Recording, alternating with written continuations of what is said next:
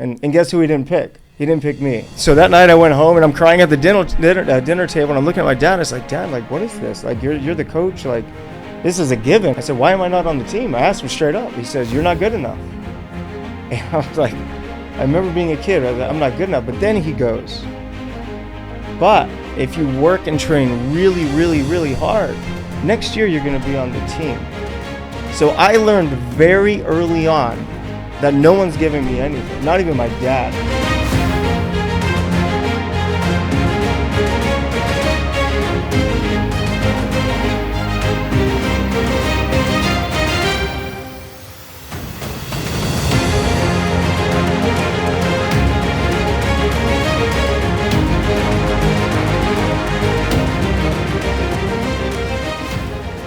Hey guys, welcome back to Driven Channel, and I'm here with a really special guest. You know, me and you, we were talking before this, yep. and I'm like, damn, you're like, we're alike a lot. We're like, very similar, we have a lot friend. of similarities. Yeah, we're both like very aggressive, very hardworking. The personality, addictive personality. We want to do more. We have big targets, but we're in real estate. But Tarek. Let me start off by this. Number one, a lot of people know who you are. Like, I think everybody knows who you are. You're on TV a lot, HGTV, and now you have your own show with your wife. You have another show, Flipping 101, that teaches people how to flip.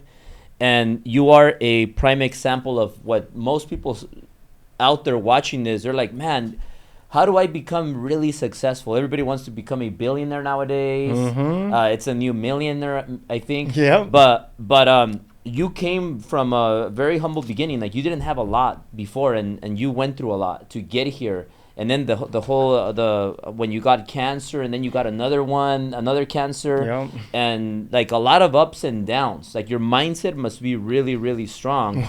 so I think a lot of people today are gonna learn a lot about, like, man, if I want to be really successful, like, I want to learn from Tarek. And so you're Tarek El Moussa. Close. Tarek El Moussa. It's like car wreck, but tar wreck. Yeah. Or call me T, so much easier. Yeah. No, I got to get it right. Tarek. Tarek. Tarek. Like, Tarek. Car wreck, Tarek. Got it. Okay, Tarek. Yeah. So Tarek. So can you let people know who is Tarek, and where did he come from? How did you start into investing in real estate, and how did you become super rich and super famous? Oh, man, what's a long story? I don't know how much time we got. So I grew up in Buena Park, California. My parents immigrated from other countries. My dad came from the Middle East. My mom came from Belgium. Really early on, I learned valuable lessons. And the most valuable lesson I can remember is I was 5 years old. Yeah. And my dad was always like an athletic stud. He played soccer, basketball in the Middle East. He always shined. And he coached my soccer team. And I remember I liked playing soccer. And at the end of the soccer season, my dad was such an amazing coach. They asked my dad to coach the All-Star team. Yeah. So what do you think I was thinking? This is going to be awesome. I'm going on the All-Star team. My dad's the coach. So my dad's picking the players. And then eventually he stopped picking players. And guess who he didn't pick? He didn't pick me. So that night I went home and I'm crying at the dinner table and I'm looking at my dad. It's like, Dad, like, what is this? Like, you're the coach. Like, this is a given. I'm supposed to be on the team. And he says, I said, why am I not on the team? I asked him straight up. He says, you're not good enough. And I was like, I remember being a kid. I was like, I'm not good enough. But then he goes, but if you work and train really, really, really hard, next year you're going to be on the team. So I learned very early on that no one's giving me anything, not even my dad. And my dad told me in life, if you want something, no one's going to give that shit to you. You got to go out there and get it yourself. So at 5 years old, I started training, thinking about what it's going to take to get me on that team. And that was one of the most valuable lessons. So throughout my life, I was always a hard worker. And I was always a believer that anything was possible as long as I was willing to put in the work. And when I was, I think it was, 8, 9, or 10 years old, I met a friend, and his family had money. They were a Hispanic family, and they owned a commercial painting company. And I got invited to a sport event one night, and they picked me up in a limo. Mm-hmm. I'd never even seen a limo. So we go to the sports event. They got club seats. We have waiters bringing us drinks and foods. And I'm sitting here thinking, like, why don't my parents do this? So, like, I race home. I go to my mom and dad. Mom and dad, why can we get a limo? Can we get the box seats? And I'll never forget, my mom's like laughing at me. Well, how are we going to do that? I'm like, well, what do you mean, how are we going to do that? She goes, well, that costs money. I'm like, well, why don't you make more money? And she didn't have a response. Yeah. Well, it's not that easy to make money, but why not? Because it's not, but why? And she didn't have an answer to why. So then I'm thinking, okay, well, now I want these nicer things. So throughout my whole life, I'm always working hard. I'm doing what I'm supposed to do. And then and recently I started talking about school a lot because, school was very difficult for me. And in school, it can hurt you one of two ways, right? One, school hurts you because if you have a C average, it gives you the belief that you're not good enough, right? At the same time, if you go to school and you have straight A's, it's setting you up for failure because we both know that doesn't mean shit in the real world. Yep. Right? So that's one thing I'm a believer of, is actually changing the grading system, because either way, it's going to cause issues in the way you think. So I didn't think I was meant for big things because I got C's and B's. I wasn't, even if I tried, I was getting C's and B's. So I graduated high school, and I was a little bit lost like everybody else. And like me. Yeah, I was real lost. So the day I graduated high school, I moved out, and I moved into a 1-bedroom apartment in Newport Beach, California. It was me and my buddy. We shared a 1-bedroom. We got bunk beds off Craigslist. We had no sheets, like nothing. Yeah. And this guy came in after 90 days of us living there. He said, hey, I'm the new owner. I'm going to be remodeling this place. You guys have to move. And I was like, well, I have a lease. I'm not going anywhere. We were young, we were kids, so we go to school, we came back. This guy came in, he demoed our place. He demoed our kitchen, he demoed our bathrooms, he removed our walls. And I looked at my buddy, and by the way, all our stuff was in there. Our clothing, our surfboards, like all of our stuff was just littered with drywall dust and debris and like broken sinks. And it was just walking into a war zone. And I remember thinking, I'm not moving. So we didn't move. We lived in this like bombed out apartment for a month. At night we'd be laying in bed, freezing our asses off. And you could watch cars driving by because he took down the exterior walls. Eventually got to the point where we had to move. And I'll never forget it because I tried to sue him. So then I sold my Pride and Joy motorcycle to hire an attorney, hired the attorney, burned through the money. Nothing happened. He never responded to letters, never showed up to court. Crazy.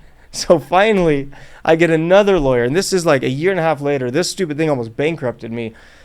And 3 years later, I finally get an abstract of judgment for $26,000. And I have no idea how I'm ever going to find this guy or get this money. But all they told me is if this guy ever goes to sell that triplex, all you got to do is file it, and he can't close until he pays you. So randomly one day, and I'm going like tangents in my story. Is that okay? Because it can be long. Yeah. It can be long. Yeah, no, go ahead. So I'm randomly in my office one day, and my title rep, I see her walking down the hall through the glass window. Her name's Mary Gloss. And I go, Mary, come here. She comes into my office and said, Mary, I need you to file an abstract of judgment on this triplex in Newport Beach. And she looks at me, she goes, you're kidding. I said, no, I'm not kidding. She goes, it's closing tomorrow, and I'm the buyer. So then I'm asking the buyer to stop the transaction. Long story short, we did stop the transaction. And I am so proud to say that to this day, I got that $26,000. So that was another very, very important moment in my life. But I did not have any money. So now I'm 19 years old. I'm selling kitchen knives for Cutco. Do you have those in your kitchen? Yeah. I feel like everybody has Cutco in their kitchen. And it turned out you have $26,000 now. Yeah, right? Well, no. So I didn't get the $26,000 until 2004. So 4 years later. So at this point, I already had money. Okay. But I chased it for 4 years just because I wasn't going to let this guy win. And that's very important. And that's an important lesson to me because I treat my world like that. If someone burns me, if someone takes advantage of me, like I won't burn the boats and ruin myself. Yeah. But I will do whatever it takes to make what's right. When you got those $26K, did you spend them on something, or do you remember what you? I have no idea what it went to. No idea, because at this time I started making money again. Yeah. So I was living in. It took me 4 years to get it. Or 5 years to get it. It took me 5 years to get that money. So selling kitchen knives for Cutco, 19 years old. This is before I got the 26,000. And one day I lost my lead book, which had all my contacts, and essentially I put myself out of business. So then I'm at a Washington Mutual ATM. I was living in Cerritos, California, and I'm staring at this machine. And it's like down to like, you're in trouble, right? Yeah. Like there's no money in there. And I swear, this is true story. I was like, man, what am I going to do? Just like that, threw my head up and I looked over and there was a crooked sign. It said Wise Old Owl Real Estate School. So then I thought to myself, if If I could sell knives, I can sell houses. Right. Because it all starts in here. Yeah. So I had what I like to call a defining moment, which is a moment in your life that changes the trajectory of your life. And I emptied out my account. I walked across the parking lot and I signed up for real estate classes. And then, so now I'm 20 years old. I got my license. I sold my monster truck, about a 1985 baby blue Buick Park Avenue. Like, I thought I was a hot shit real estate agent. First 6 months in the business, young, hungry, motivated, excited, driven, made $0. And here's what I learned. It doesn't matter how hungry you are. It doesn't matter how motivated you are. It doesn't matter how determined you are.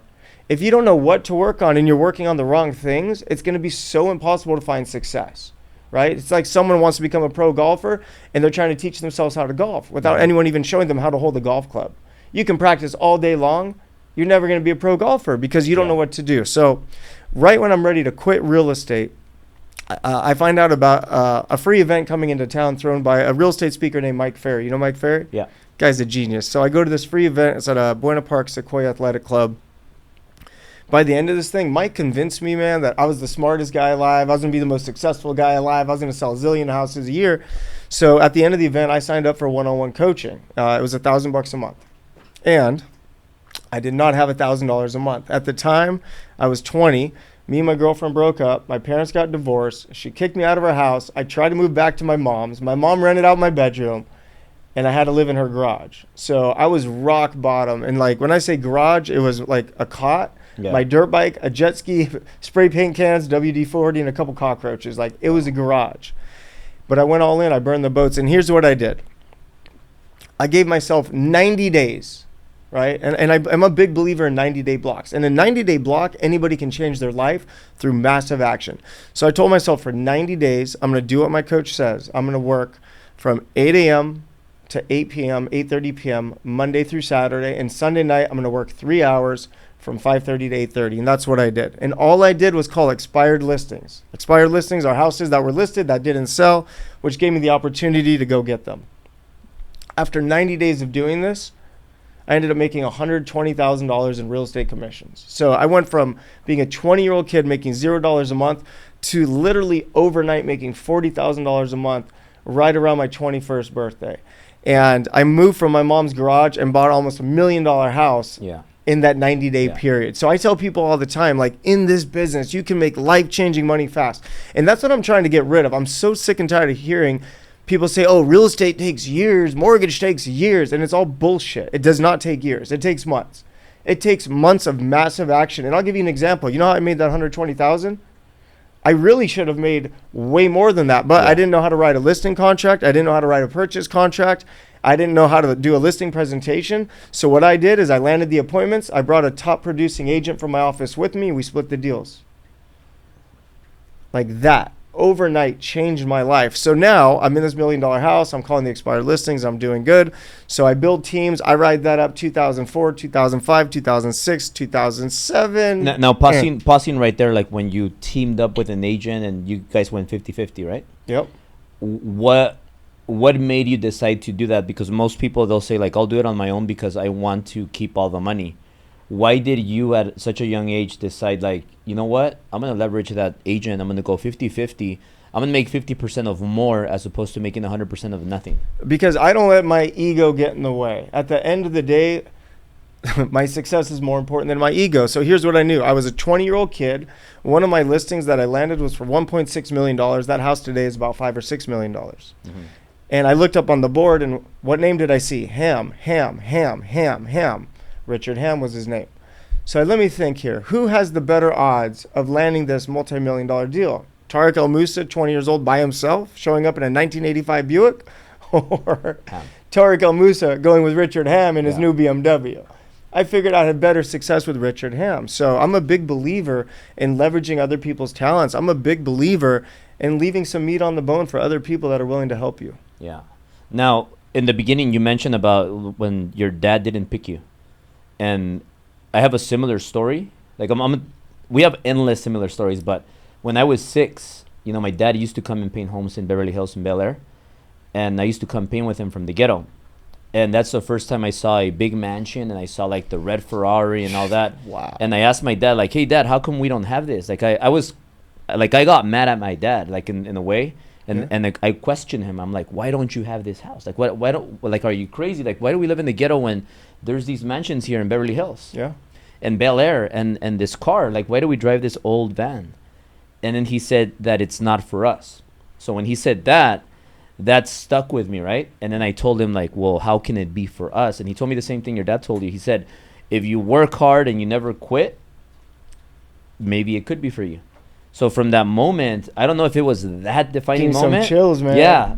I don't know if it was that defining moment, but from there, I committed to, I'm going to be the one. I'm never going to quit. I'm going to work harder than everybody else. I'm going to do whatever it takes. And then I always grew up with that, like, I need to prove something. Yep. And I don't know if that's why you became who you are or I became who I am, but you've always had that drive where you're like nonstop. And like today, when we were talking before this, you're like, I work 90 something hours a week and I'm nonstop. And then I know you have assistants that help you, but it's almost like everybody is facilitating your schedule so that you maximize and you're more efficient and with your time, because time is very important. Yep. But is that something you think that when you were a kid, you think that defining moment made you who you are now, because you just keep getting better and better and better? 100%. And all of these defining moments, because it's a personality type too. Like we're very similar. When someone tells me I can't do something, the first thing I think is, oh shit, I cannot wait to prove you wrong. Yeah. Right? Because if one person can do something, why can't another person? If one person can flip a house, why can't this person flip a house? If this one can start a real estate company, why can't this one start a real estate company? I'm not trying to land on Mars. I'm trying to create businesses, right? Yeah. So these are things that I believe we are no different than other people. But the key to my success is so simple. Surviving the pain of becoming an entrepreneur. Because as you know, it didn't take days, it didn't take weeks, it didn't take months, it didn't even take a couple years. What people don't understand, I spent 10 years locked in an office, felt like I was in prison, trying to just figure it out. I went from zero to a couple $100,000 a year. I stayed at a couple $100,000 a year for 9 years, grinding every single day. And I couldn't figure out how to get to that next level. And then one day I figured it out. And the reason I figured it out is because I kept showing up. I kept giving it my all. And I told myself, no matter what, you're going to make it. How many times were you close to quitting before those 9 years? Man, never quitting. Like, it's funny, man. I have so many videos that I have on my old phones of when I was like 22, 23, 24, 25 in my office, 1, 2 in the morning, talking to myself. Like talking to myself, one day you're going to make it. One day you're going to watch this shit. You're going to laugh. I need to find those videos. Yeah.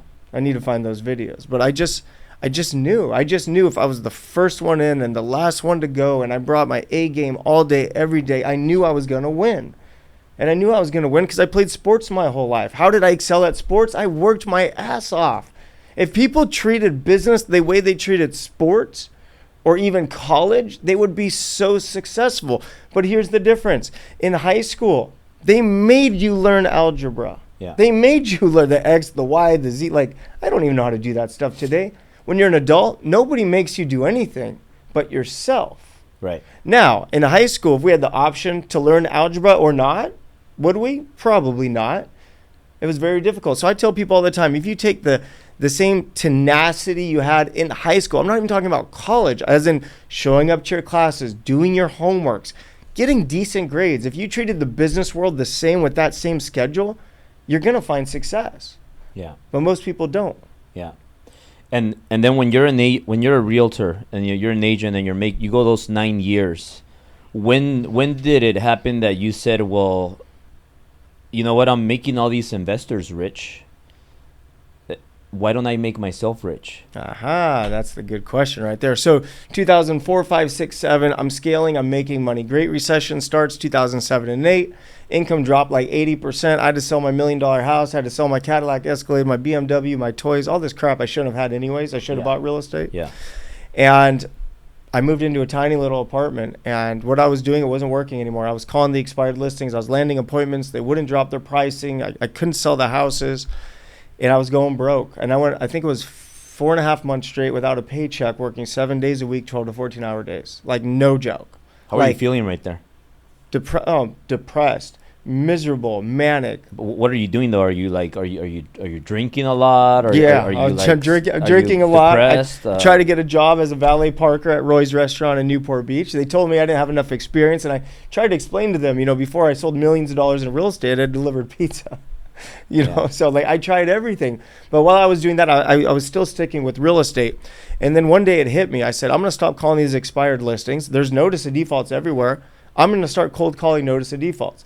And that's what I did. So you Pivoted. Same action, different group of people. So just no idea what to say, just start calling. Rebuilt myself like that. Started getting short sale listings, started rebuilding, found out a new way to make money. So I did a short sale. It was in Corona, California, had a first lien, second lien, third lien, IRS lien, and an HOA lien. I worked on this thing for 11 months. I'm talking 11 months. And it was the Wild West back then. You called the bank. There was no systems. There was no short sale department. It was a shit show. Yeah. At the end, I got a check for $7,000, okay? Because the values were now in half, which means the commissions were now in half. Mm-hmm. The guy I sold it to, he hired someone, they cut the lawn. He hired someone else, they painted the house. He flipped it a couple weeks later, made $130,000. And you made 7. And I made 7. And I had a moment. I said, well, wait a minute here. I found the seller. I found the buyer. I negotiated with the banks. I did all the work. I spent 11 months. I should be getting the 130. And that was the moment I realized I was on the wrong side of the real estate equation. And I said, I'm never going to sell these again. I'm going to own these things. So immediately on the spot, in that moment, I pivoted and I told myself, you're going to be a real estate investor. You're going to start flipping houses. First thing I do is I'm driving home. I start calling everybody I know. Hey, I'm going to flip houses. I'm looking for investors. I'm finding deals. You should partner with me. People are laughing at me. People are saying I was too young. It's too speculative. It's too risky. What are you talking about? Go get a job. Go back to school. Like all the bullshit everybody hears. Yeah. And every time someone told me that, I was like, all right, we'll see. We'll see. I'm thinking, we'll see. I'm going to prove you wrong. I love proving people wrong. So I finally got the courage to call the only person I knew that had money. His name was Pete DeBest, 10 years older. He was a multimillionaire. And he was the only person I knew with money. And he was the last person I called. And he was the last person I called because I was scared. And I was scared because he had money. And you know what happened? Before I even finished my sentence, he said, I'll flip a house with you. That easy. I said, huh? He said, yeah, if you find a deal, I'll flip a house with you. Pretty simple. I was like, that was it. So I just learned something. I've been asking all the wrong people. Yeah. And that's another problem is the environments we grow up in, the environments we're around, Our entire lives we're lied to. We're lied to by our school teachers. We're lied to by our counselors. We're lied to by our parents and what's possible and what we can accomplish. And then we start these beliefs, right, of what's possible for us when it's all bullshit. Yeah. Erase all of that. Yeah. Because that's what they think. And what they think has nothing to do with reality. And the reality is, in the country we live in, with the options we have, we can literally do anything if we're willing to put in the work and we're willing to suffer. And I say suffer because this shit is not easy. You know this. As an entrepreneur, how many nights did you have when you just thought to yourself, man, am I ever going to make it? Yeah. I woke up a day in advance before. Have you ever done that? Yeah. Because I used to wake up like 12:30, 1 a.m. And one day I just slept. I slept early because I was exhausted, and I woke up at 11:40, and I started my day and everything, and then brushed my teeth and splashed my face, and I'm like, I'm ready to go work out, and I look at the time, and it's like 12:01 or something. Yeah. I'm like, wait, what time did I wake up? And I woke up at 11:40 p.m. In advance. Yeah. But it was because I was so like drained. I had so much urgency and survival, and I was just like I couldn't sleep sometimes. Yeah. You know what the truth is? People don't understand or realize what it means to be an entrepreneur. They have no idea. Yeah. Like most people, they've never seen an entrepreneur actually work. Like I'll tell you this right now, in my life, not one time of all the offices I've ever been to, I've seen one person that worked as hard as me in any real estate office I've ever worked for. Yeah. Yeah. Not even we have one. that in common. Yeah, not even one, because what do we know? If we outwork our competition, we're always going to win. So I'd even tell you how I made that $120,000 really early on. And this is actually a very, very important part of the story. So when I cold call those expired listings, I pulled up a Mike Ferry script. I taped it to my cubicle. I literally read word for word. I fumbled it. I missed sentences. It was awful. Yeah. But I kept going. And here was my goal. My goal wasn't to get listings. Okay? My goal wasn't to get buyers. My goal wasn't to make money. I had one goal. My one goal was to have 50 conversations a day with somebody that owned a house. If I didn't talk to 50 people, I wasn't allowed to go home. So imagine, it's 8:20 at night. I'm on 49 contacts. I'm trying to get to my 50th contact. I finally get a homeowner on the phone. I'm like, hey, this is Tarek Prudential Real Estate. I'm sure you know. F you, hang up on me. Now, if I was trying to get listings or make money, would I have left feeling upset and depressed that night? Yes, right? Was I? No. Here's why. My goal wasn't to get listings and make money. My goal was 50 contacts. So the second that seller slammed the phone on me, I started celebrating because I was going to go to the gym. I was going to go hang out with my buddies, and I was going to go have some fun. Yeah. So it's about perception and how you look at what you're doing. And for me, that's something that really, really helps me get through hard times. Yeah. So you mentioned two very important things that most 99% of the people don't do. When times get challenging, you pivot it. Mm-hmm. Why doesn't everybody pivot? Like when right now we had this recession, when we had COVID, why didn't everybody pivot? Why do you pivot? And then also, why do people keep talking to the wrong people? Because you said you got to talk to the right people. There's a lot of mentors out there, but who's the right mentor? Yeah. There's a lot of friends out there, who's the right friend? You got a lot of family members, but who in your family is the right person to talk to nowadays? Sometimes family is the worst. Now, how are you how do you know that, like, that's the right person I got to talk to, and right now things are not working out, I got to pivot? I mean, it's the world we're living in today. Yeah. We have access to more information than ever in the history of mankind. It's all right here at our fingertips on our phone. Like, we can literally find out anything about anything within seconds. And never in human history have we had that ability, right?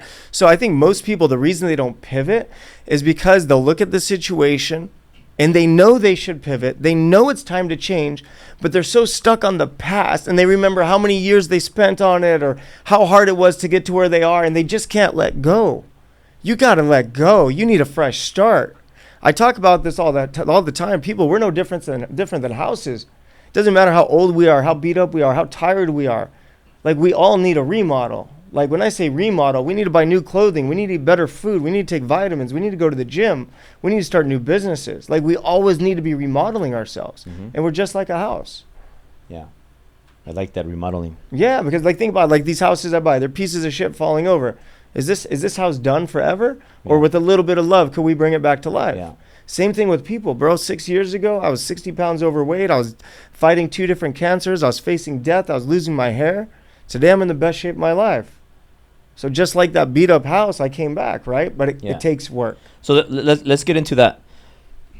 People see you now, good looking, perfect wife, perfect family, perfect life, famous and rich, wealthy.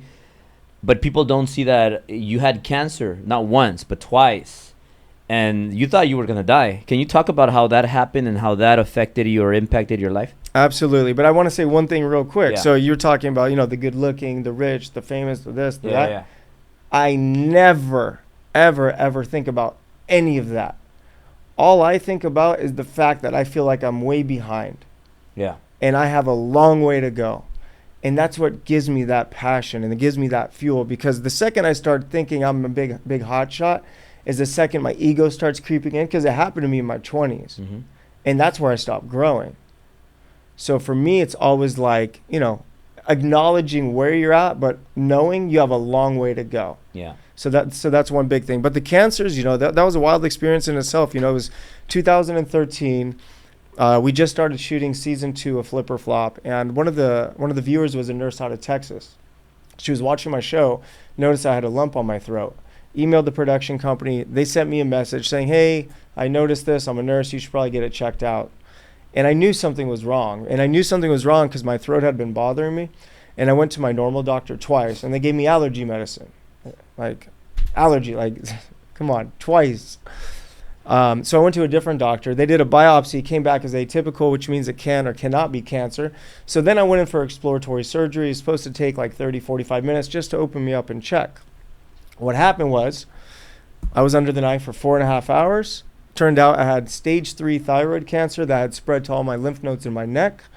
And they had to remove my entire thyroid and my lymph nodes. And I didn't know I had cancer until after they removed cancer. So when I first came to, I looked up, my whole family's looking down on me, everybody's crying. First thing I say is, I have cancer, don't I?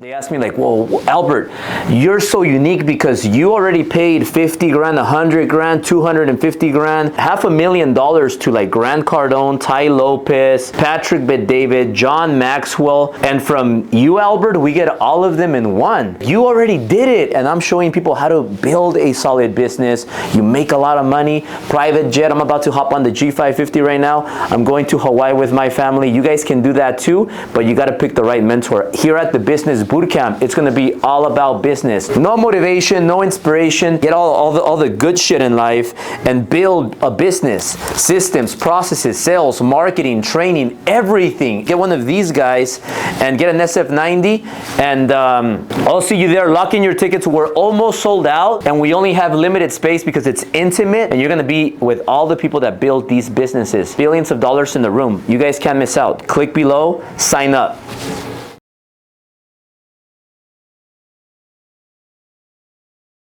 And they're like, yeah, you had cancer. So that's when I found out I had cancer, was after my surgery. And then that's one thing that happened, but then you got cancer again. Yeah, so and you're very young at the time, right? Yeah, I was 31 at the time. Were you like, when that happens, like, first of all, how are you feeling? Are you feeling like, man, this is it, I don't want to live anymore, this is too much pain? Did you ever feel like you were gonna die? And how did you get that energy to continue after that? Absolutely. Good question. So when I found out I had thyroid cancer, man, I was devastated, and I didn't know anything about cancer, because I was young, and you don't know if it's, the odds of it killing you, don't know if it's good or if it's bad, like, you just don't know. So it was a very scary experience. And I remember when I found out I had cancer, the network called and they're like, we understand if you need to end the show, we're fine with it, no problem at all. We hope you're okay. And I said, we're not ending anything. You're going to film my ass like rolling into the surgeries, okay? And here's what happened. So because of that misdiagnosis, me and my ex-wife, we went through old medical records. And a year before, I had an irregular testicle exam, right? So just to be safe, I went and got an ultrasound on it. So now I'm at the hospital getting an ultrasound. This was a few weeks after I found out I had thyroid cancer. And I was talking to the technician, just shooting the shit. He was loud, he was talking a lot. Like, he had a good personality, just talked a lot. And it's an uncomfortable situation, so I'm just talking anyways. And then he got real quiet on me. And like, I don't know if you've ever been on one of those tables, and when they get quiet, you're like, well, something's going on, yeah. And like when you leave the kids alone and they're quiet. Exactly. So I said, so what's going on? What do you see? He's like, oh, I'm not a doctor. I was like, yeah, no, I know you're not a doctor. What's going on? He's like, oh, no. Nothing. I'm like, listen, dude, like, we've been talking this whole time, like, you're quiet, what's going on? And he goes, you're in pain? And I was like, huh? And he goes, well, if you're in pain, you should walk down the hall to the emergency room. Man, when I heard him say that, I knew I was in trouble. 20 minutes later, I found out I also had testicular cancer. So in that exact moment, I thought I was going to die. And I will never forget that feeling. I thought I was rotten. Were you thinking about your kids? What were you thinking about at that moment? Because how old are your kids? How many kids do you have at that moment? I had one kid. It was my daughter Taylor, and she was 3. And all I can think about. I have a 3-year-old right now. Her name is Berlin. Yeah. So man, dude, all I could think about was my daughter's not going to know her daddy. Man, that was tough. So were you? Did she go visit you? Did they take her? Yeah. So she was there for the whole thing, but she was so young, she doesn't really remember today.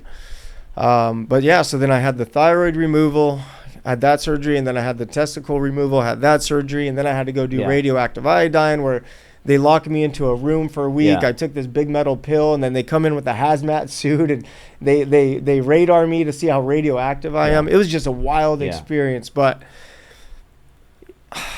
I just kept going. What do you feel gave you that burst of energy to keep going the most? Do you think it was your 3-year-old Yep. or more than anything? I told myself one of two things were going to happen.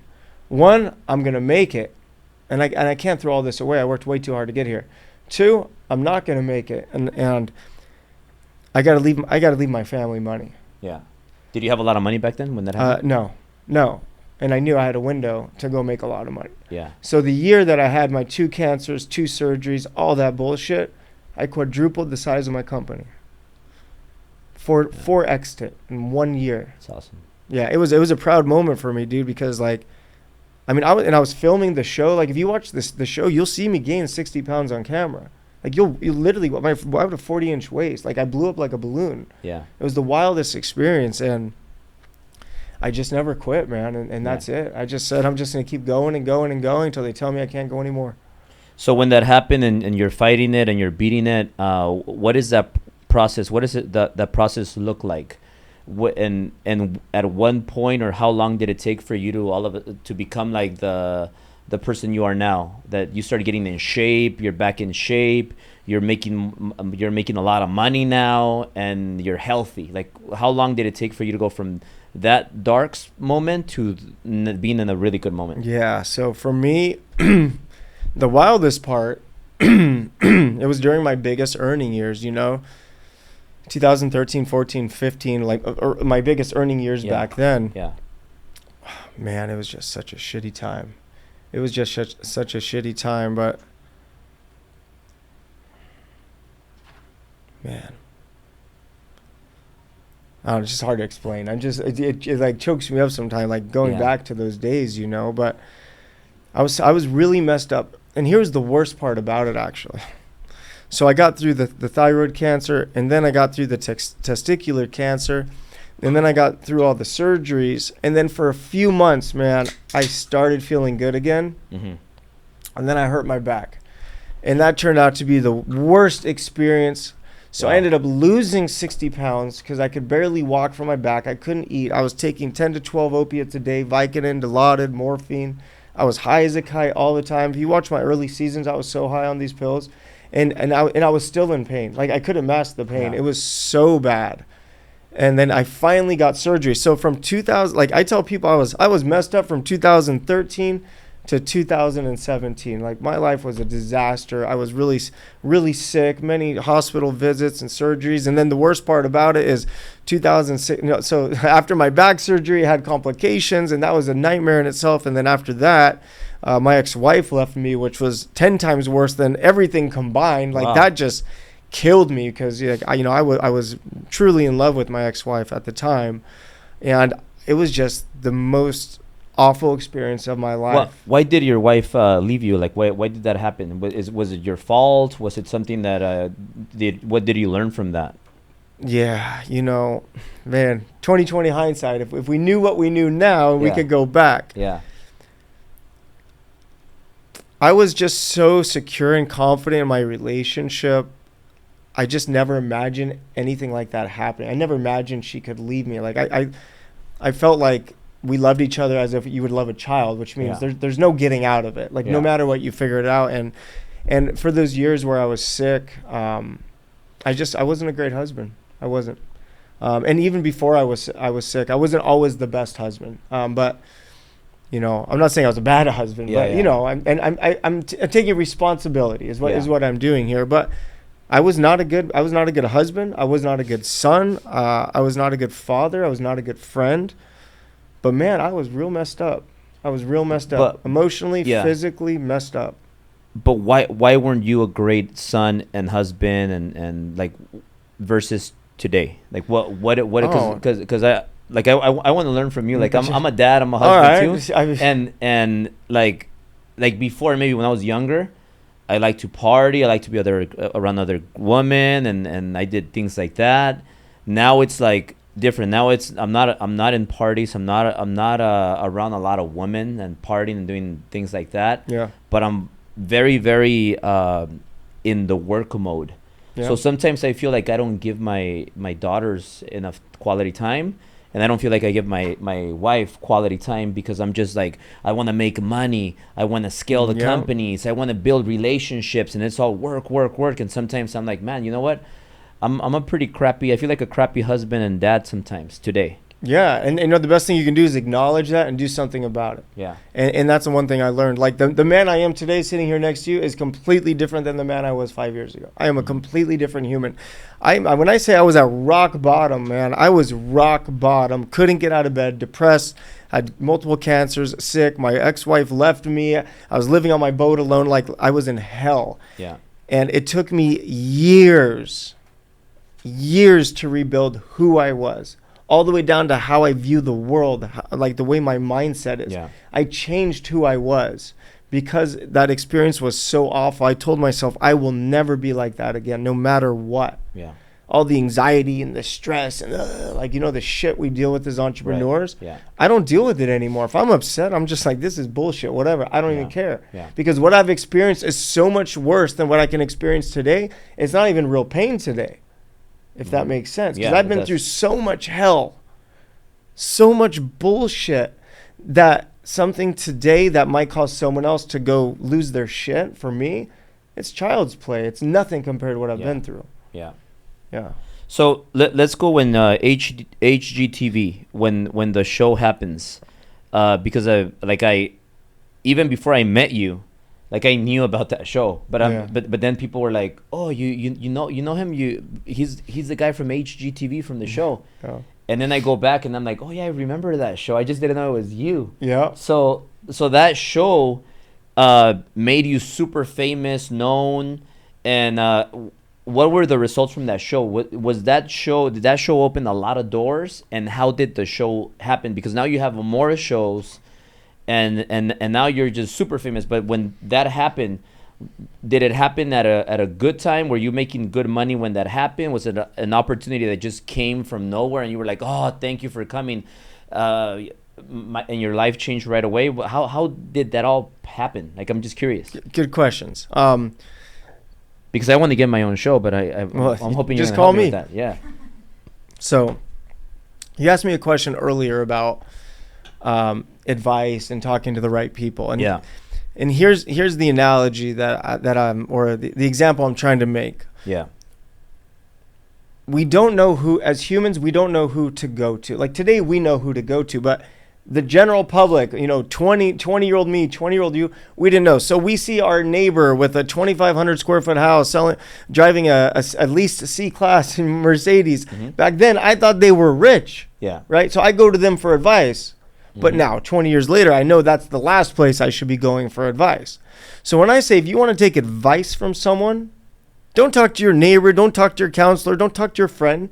Find someone like me or you or Grant Cardone or Tony Robbins or someone who has really done something incredible on this planet. And those are the people you need to learn and listen from. Learn from and listen to. Yeah. What's your process on deciding, like, that person is going to be the person that I'm going to learn from and listen to, like right now at the point where you are today? Oh, I have to think they're a good human. Because I'm sure now with your experience, you could kind of read through people's bullshit, right? Oh, you kind of seconds. Look at them in their eyes, and you kind of like, this guy's full of shit. Oh, this guy's a real deal. Like, how long does it take you to like process that and find out if seconds? Within seconds of meeting someone, asking a couple questions, I know if they're full of shit or not. Yeah. Just because I ask them the simplest questions, they should know the exact answer to that question. Yeah. Yeah, but, you know, like I got to speak with Tony Robbins last week, man. It's like I'm on stage with Tony. For me, that was a defining moment, right? And that Tony, like, okay, I'm a, you know, famous, blah, blah, blah, I'm rich, blah, blah, blah. No, but then, like, no, look at Tony. Yeah, like, I'm here, Tony's here, right? What'd you talk about with him? What was the first thing you told him? I didn't get to tell him anything. I got to take a picture.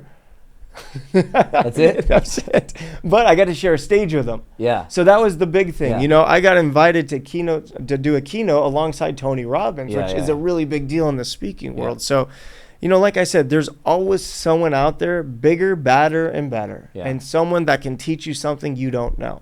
Yeah. So make sure you're going to the right people to learn it is kind of the message. But for the TV show, I was in Las Vegas at a Mike Ferry event. It's called a Superstar Retreat or something. Mm-hmm. And there's about 5,000 people there. I sat in the very, very back row. Yeah. And my friend was a vice president of Coldwell Banker. His manager and the wife had to leave the VIP seats in the front. So he texted me. He's like, hey, come sit in the front. And I was like, well, you know, the front, VIP, that's the ballers, people that pay. So I was like, okay, I'm jumping at the opportunity. You always got to jump. Yeah. So I go up there, and at the break, this guy comes up to me because we were in the front row. So like we were sitting with all the players. So they all came up to me and my ex-wife because she was super, you know, pretty, and I was young and decent looking.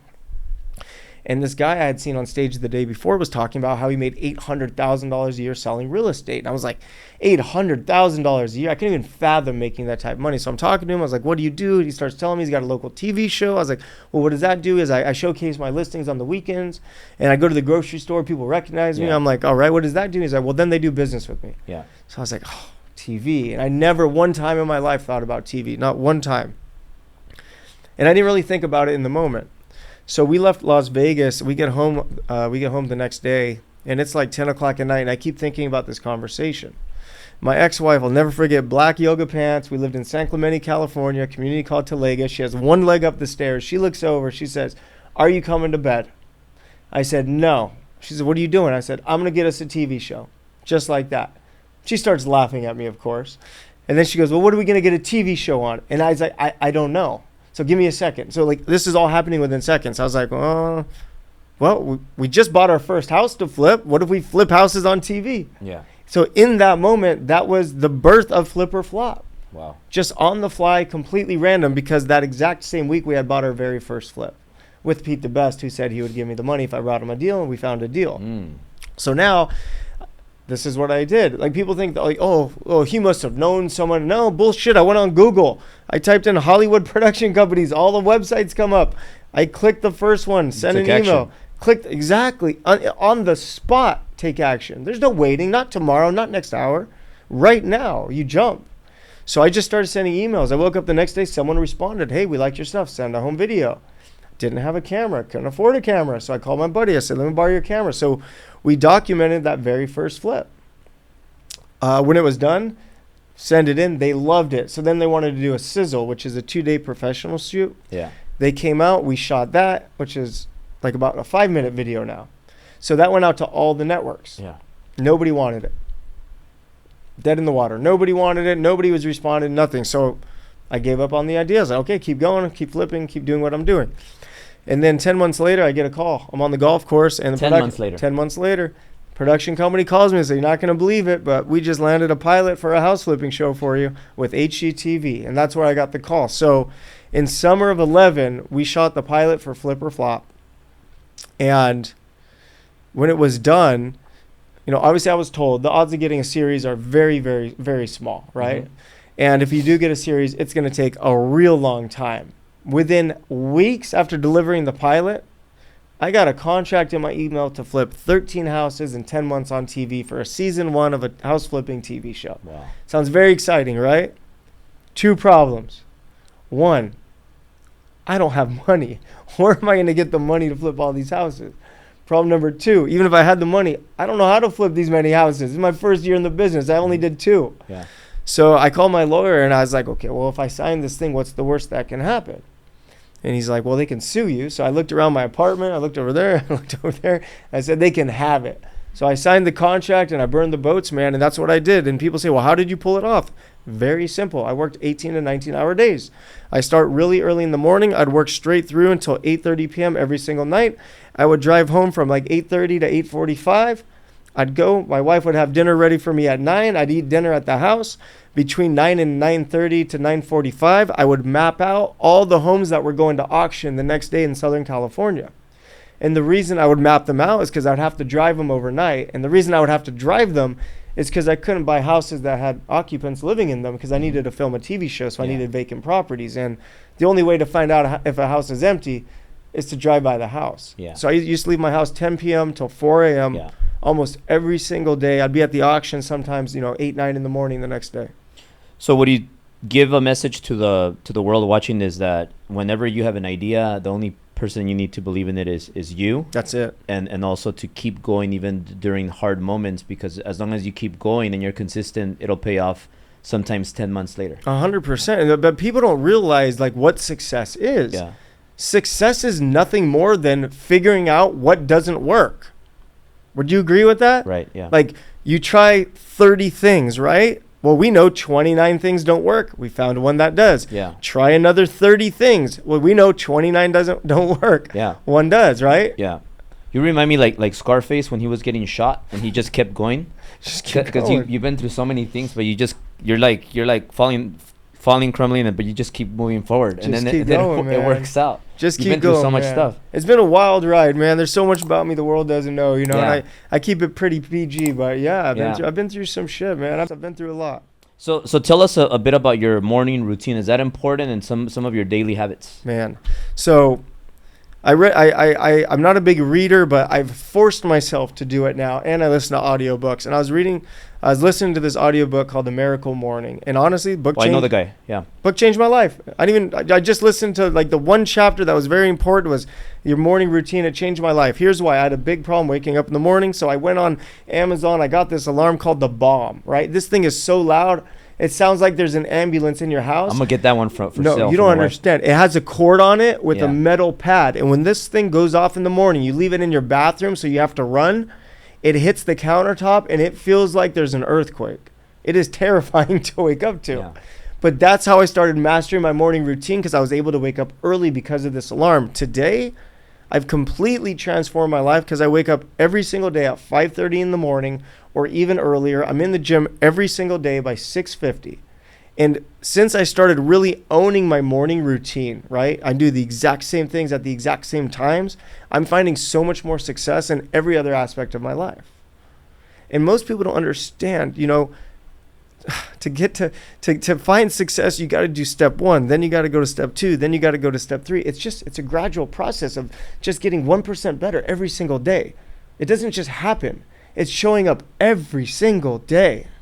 Mm-hmm. You're smiling at me. What is it? No, because I almost every day I say get 1% better every day. 1% is 365% a year. We got to go back on the video, see who said it first. Oh, I like that. No, but what about your habits? Because I'm sure your habits now are different than your habits from 5 years ago. Oh man, very very different. You know, That's a big part of who you are, right? Your habits, who you become. Yeah. My habit. Okay, the most important habits: time I go to sleep and the time I wake up. Those are the two most important habits, because we need sleep. So if most people, they'll fall asleep when they get tired and they'll wake up at a similar time for work. But the way I see it is this: I need to sleep 6 hours a night, which means I have 18 hours to go out there and crush. Where other people look at their day as 8 hours or 10 hours, I look at my day as 18 hours. So in 18 hours, what can I do? I can film TV shows. I can go to the office. I could throw a webinar. I could take my kids to the park. I can watch my daughter's football game. I could read a book, and I can get 6 hours of sleep. We have 18 hours a day to go out there and kick ass. Yeah. And you have 4 assistants, right? 4 still, or Yeah. you have two real ones and 2 VEAs. Man, I have so many babysitters. I got, Yeah. you know, so yeah, I have, yeah.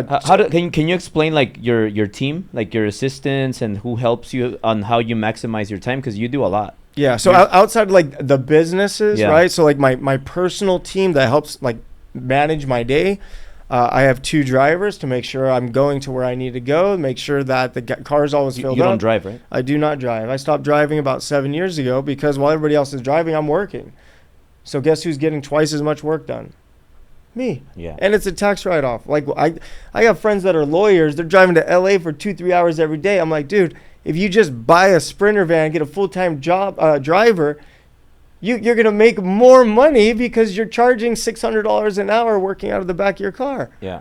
Right? Because time is our most valuable asset. So I'm a big believer on learning how to manipulate time and increase time and actually gain more time. So I do not drive.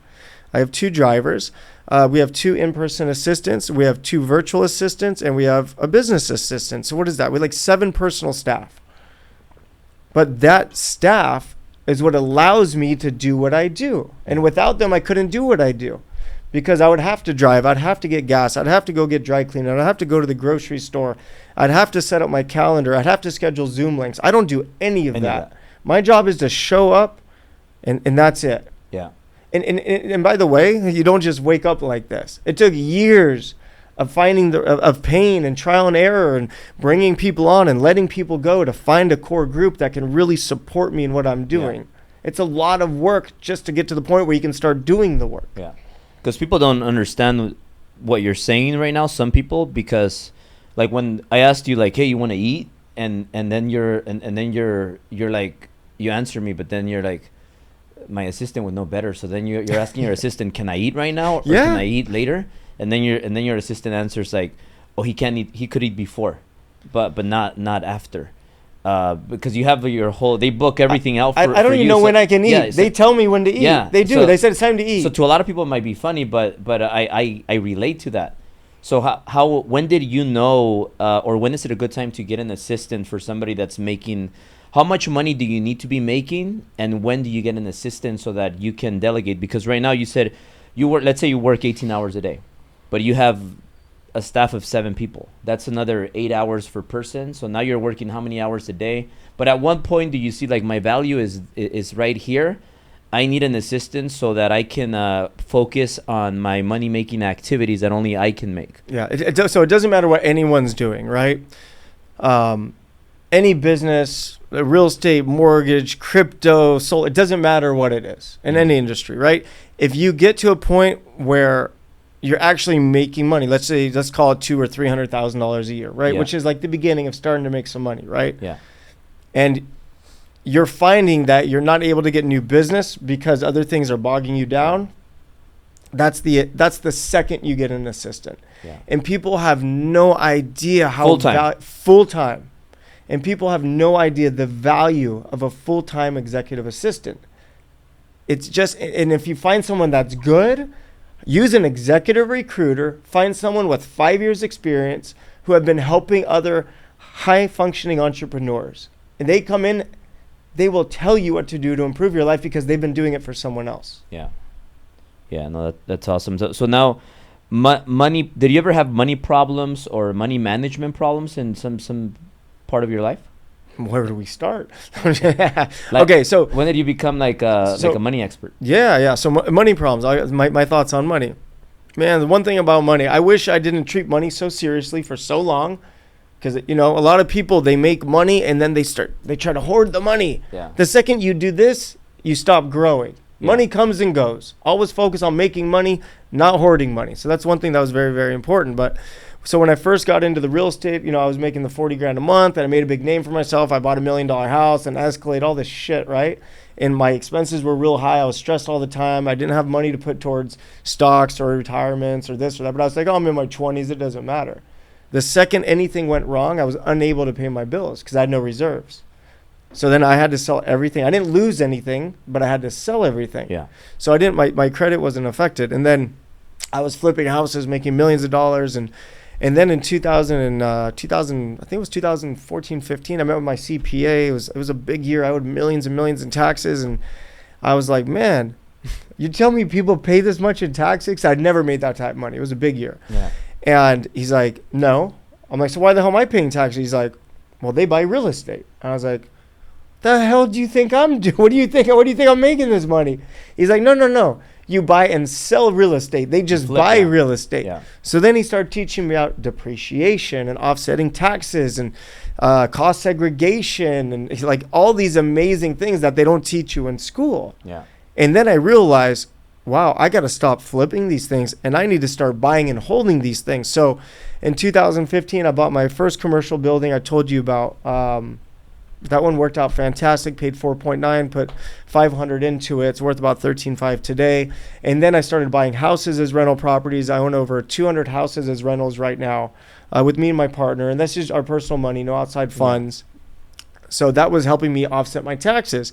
And then over the years, people, they see me all the time. They're like, hey, Tarek, we want to invest with you. We want to learn from you. We want to partner with you. And I never really had a way to do it, but I fell in love with commercial real estate so much in 2015 that a few years ago I decided to start going after commercial real estate as my main focus. And that's when I started this company, TEM Capital. And then what we're doing is we're just syndicating real estate. So we're pooling accredited investor money together and we're buying existing multifamily and self-storage. And then we're also developing multifamily and self-storage. And actually, before I got here today, I was walking our newest project. You got to go drive by this. I'm telling you, the whole street has these big, beautiful, gorgeous, modern apartment complexes. Mm-hmm. And then the parcel land we're buying is 3 houses falling over and an empty lot. Yeah. And right in that location, this is my biggest flip yet. We're going to scrape this thing. We're building 138 units, rooftop pool, spa, cabanas, DJ. Like, it's going to be off the hook. Yeah. But it's going to be an apartment complex that feels like a hotel. That's awesome. Yeah. And then if people want to reach out to you and they want to participate with you and they want to send you money over to invest, what's the best place for people to send you or contact you for that? So for people that want to partner with me on these deals where I go out, I source them, I do all the work, they participate. The company is temcapital.co. TEM Capital.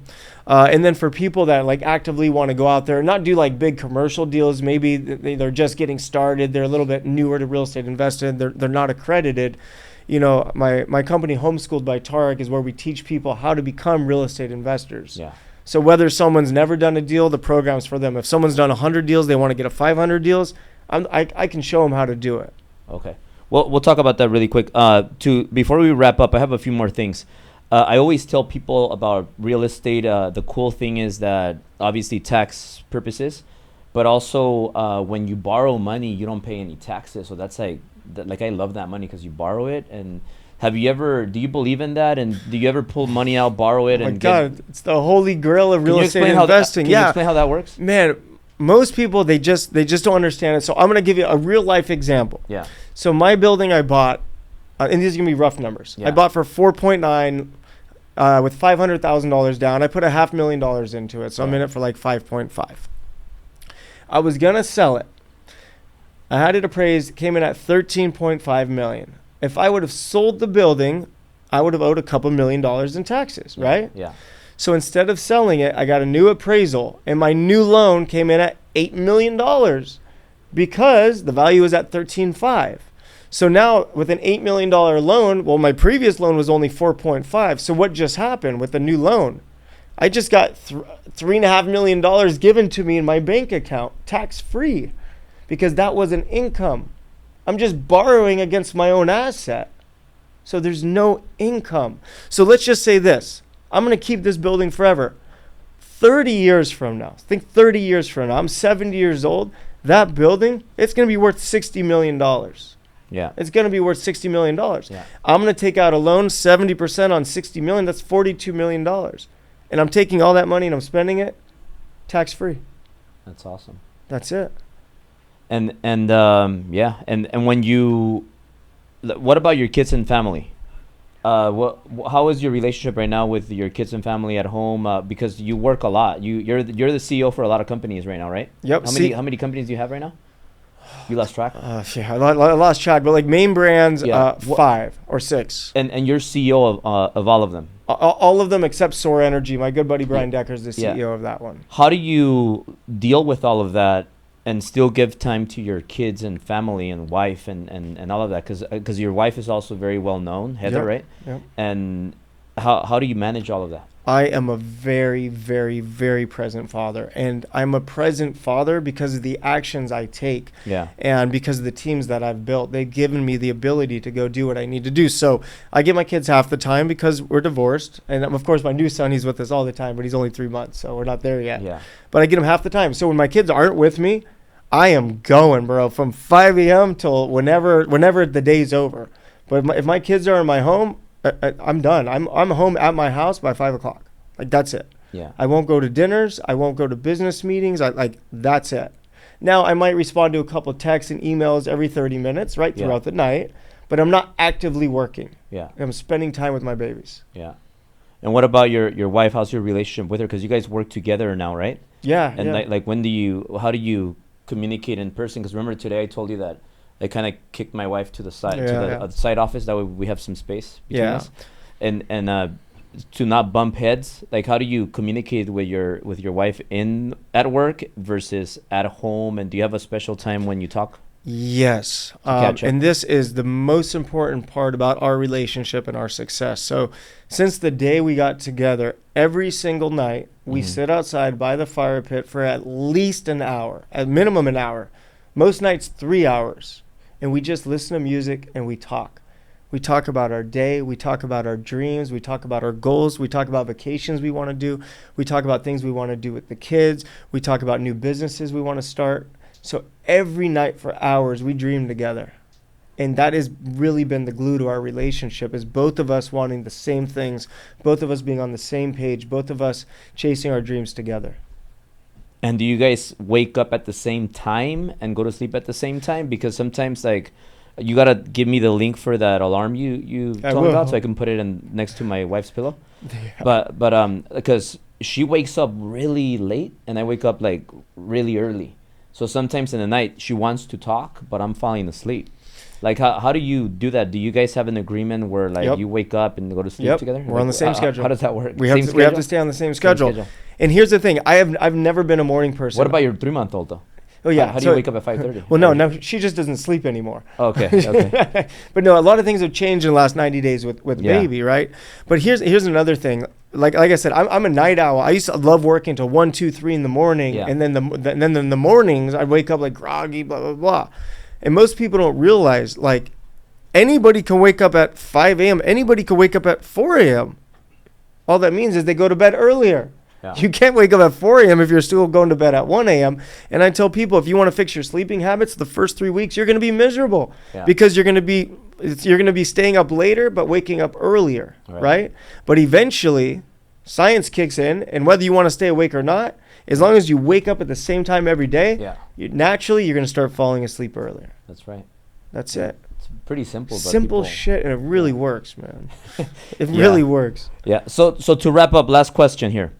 The recession or market correction or whatever people want to call it that happened, because 2021, it was very easy. We were talking about that and how, like, we got this big space, right? And it's expensive, and because rates are at 2.5%, and properties are like doubling like every couple of years or year. They're just going up a lot, like 30, 40%. I don't know, it's crazy. So anybody can just buy a property, and it's safe to say it's going to go up in value by a lot. Yep. And you're going to get a 2%, 2.5%, worst case. And so I have the bright idea, just like many entrepreneurs, expand. So you commit to expansion, and then all of a sudden the market doesn't agree with you, and boom, we're going to make a little correction right now. So that happened to a lot of us, including yourself, because you're flipping, and you have a lot of deals, and they're all making sense, and you're making a lot of money, and then all of a sudden this happens. How did you deal with the change and the challenges, and what did you learn from it? Absolutely. So 2022, I was really scaling up. I bought 91 flips first quarter last year, and these are bought. So 91 flips. The interest rates went from the 2s to the 7, and I found myself in late spring, early summer with $600,000 a month in mortgage payments for houses that were dropping in value. So that was a terrifying place to be in.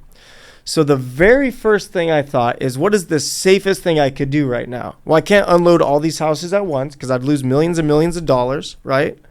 But what I can do is build a new funnel to help offset any future losses. So immediately, I turned off all my marketing to buy flips. Immediately, I stopped buying any flip and started wholesaling everything, and change that entire business model. So now, as these flips are being sold and losing money, my wholesale business has grown. You pivoted again. And now it's offsetting losses, and I'm down to 9 houses. My last 9 houses, from there, we're back to just crushing it. And that's like a couple months out. And we're crushing it right now. We're doing great right now. But from March of 2022 to like now, it's been one hell of a ride, man. Yeah. You're a genius. No, man. So and you have this flipping 101. So there's a lot of people here that I want to invite to learn from you, and also you have another combination. You have a combination that's really cool. That you also like to have fun. We've had dinner before, had fun together. So you're like a pretty perfect overall happy person that has everything going on. So if you can share like a secret that maybe you never told anybody before, on how you are well-rounded in every aspect of life. And then also for people to follow you and people that want more information on Flipping 101 so that you can teach them how you did it. If you could let them know also. Sure. All right, well, here's the truth about happiness. No one's ever told you this. Happiness takes a lot of hard work. I mean, the amount of work that you need to put in to build a full life and be happy is the same amount of work it took you to become a multimillionaire, successful entrepreneur. Like, people don't realize. Becoming happy It takes work, where you got to work on your emotional self, your physical self, your spiritual self, your financial self. And every single day you're out there trying to be the best version of yourself. And to really find happiness, you need to wake up with the mindset of, what can I do today to be better than I was yesterday? What can I do today to bring more value to the world than I did yesterday? What can I do today to take better care of the people around me? Yeah. And if you're always just trying to do better and always trying to improve, like I tell my kids, winning is not everything, but trying to win is everything. And there's a difference. Winning is not everything, but giving it your all and trying to win is everything. So someone that wants happiness, it starts with one, making the decision. God damn it, I want to be happy. Right? So how do we become happy, and what do we do? Here are the steps. And then you hold yourself accountable, and you read the books that are sitting in there that you don't read, you're supposed to read. You make those calls that you don't make, that you're supposed to make. You knock on those doors that you don't knock on, that you're supposed to knock on. You go to that event that you don't want to go to, but you should go to. And you start doing the things that make you uncomfortable, because in the end, the more you put yourself in uncomfortable situations, eventually you become comfortable being uncomfortable, and then it's all uphill from there. Yeah. Well, brother, thank you so much. It's been a pleasure. Been a pleasure. Peace out.